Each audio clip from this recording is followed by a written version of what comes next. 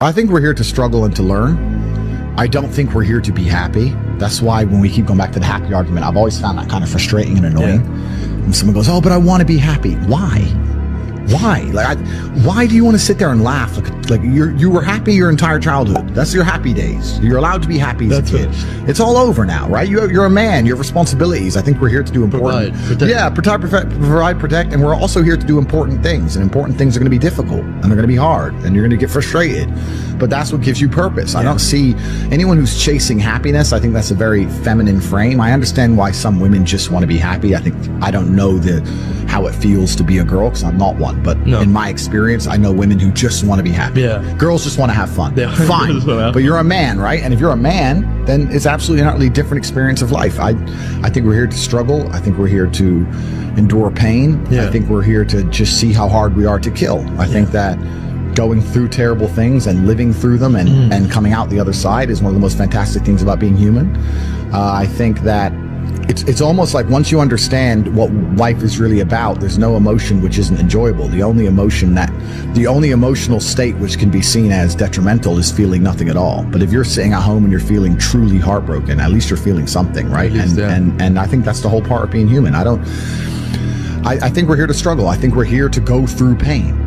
I don't understand how many humans function in the world today. I don't get people who don't think like me. I don't understand it. I'm like, well, then how have you survived this long? Life is hard.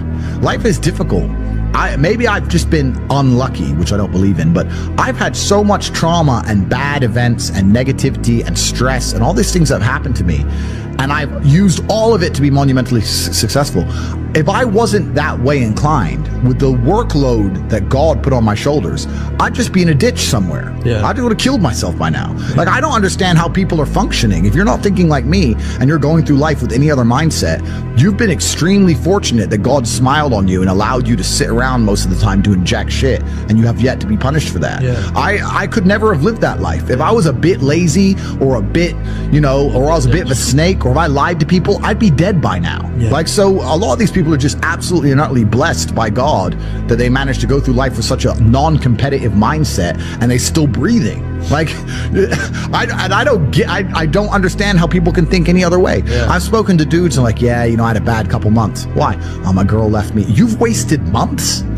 You wasted months over some... Like, you had think of how much God loves you to have given you the grace and given you the opportunity to waste months of human time over some chick. Like, talk about blessed head to toe. If I waste months, empires are going to collapse. I'm going to end up in a cell or dead if I waste months. I have things to do every single day. I can't waste a second. Like, these people are just absolutely infinitely blessed, and their mindset is a product of that because they're spoiled children. Absolutely spoiled children. If you're going through life with any other mindset besides a hyper-competitive one, where you are capable of competing with some of the most dangerous men on the planet in all their forms, me and my network, and also my competitors, if you don't have that mindset, then you have to understand that you are spoiled. You're spoiled by your reality, because there's a whole bunch of people out here daily who fail. There are men out here who fail daily, and they have yet to feel the true consequence for it. They fail to go to the gym when they know they should have gone to the gym. They fail because they forgot their keys and it took them 10 minutes to find them. They fail because they replied to a question they got sent on WhatsApp the wrong way. They fail because they didn't smile when they were supposed to. They didn't say please and thank you to that person who helped them. They fail because they didn't say hi to that girl who's looking at them out the corner of their eye. They just fail perpetually. They go through life missing every opportunity and just failing. And somehow we've built a society which is so soft and God is so giving and so graceful that they still have a place to eat and somewhere to sleep, and they're still surviving. That shows how nice God is. Because before this society, truthfully, if you were that level of failure, you would be dead. Survival of the fittest. It's survival of the fittest. And none of these men out here are fit. Their mindset isn't fit. Their reality isn't fit. They're failures. They're failures. And they're just failing every single day. I'm like, oh, but tomorrow I'll go to the gym. You've been failing your whole life. That's all you've done is fail. And then you sit and wonder why people like me absolutely and utterly outcompete you. It is so easy to become a top tier male in the world today because the competition is so ridiculously low. There are 2% killers like me, and everybody else amateur, head to toe amateur. They can't even pay attention to anything. They can't try at anything. They're amateurs. And it's really mind blowing to me because I've tried with all of my computational power to imagine having a mindset different to mine. And I just can't see a reality worth having. I can't see a reality worth living. I can't see how you're going to build a life worth experiencing if you have any other mindset. I can't see it. Yeah. I've never met somebody with a fantastic life who did not completely and utterly believe in themselves. I've never seen somebody massively succeed and they didn't believe in themselves, ever. I've never seen somebody who just allows life to happen to them and become blown off course by some sadness, end up doing massively monumental and important things. I've never seen it. It's never happened. It does, and it's never going to happen. If I'm unhappy with something and I'm uncomfortable with something, I fix it. Yeah. That's endless motivation, which I don't truly believe in as a concept, but that's endless fuel for the fire. Right. If I was unhappy with something about myself, regardless of what it was, I would be able to take all of that discomfort and turn it into endless energy to get the problem fixed. Exactly. But these people seem to it's okay to be unhappy. Yeah, well, these people seem to sit and say, I'm really unhappy with X, but then stay doing X. So I don't believe they're truly actually unhappy. What you'll notice if you live life long enough is that somebody will sit and say to you, I'm unhappy being a loser. You say, why are you a loser? I just sit at home and play video games 7 days a week. And you're like, okay. And maybe 3 days of the week they're unhappy doing that. And that's the time they email you, and that's the time they want to make a change. But 4 days of the week, they don't really, it doesn't really bother them. It doesn't really bother them. Because if it bothered them 7 days a week, guess what? They would fix it. Correct. So I have very little sympathy for people. And that's not because I'm not a nice person, but it's because I've been so hard on myself and I've been through so many things that were difficult, and I've been through so much pain and trauma myself, some of it self-inflicted, some of it given to me by God to make me a better person. But I've been so difficult on myself. It's very hard for me to look at somebody who's refused to be difficult on themselves and see them as my equal or feel sympathy or pity for them. Why would I feel pity for somebody who took the easy route when I took the hardest possible route? I took the hardest possible way to be the man I am, and you were too big of a... And now you want me to feel sorry for you? I don't feel sorry for you. I don't feel sorry for these people. And because as a man, you can be anything you decide you want to be.